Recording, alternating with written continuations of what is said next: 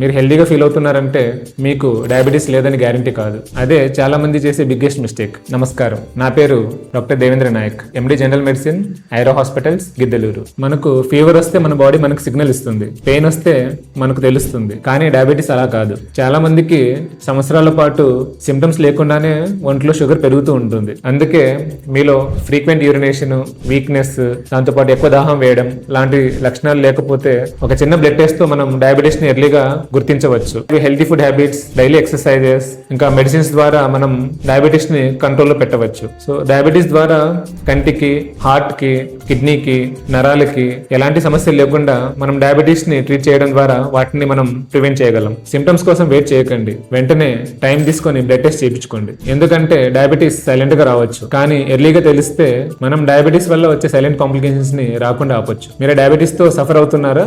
అయితే ఐరో హాస్పిటల్స్ లో general physician consult అవ్వండి.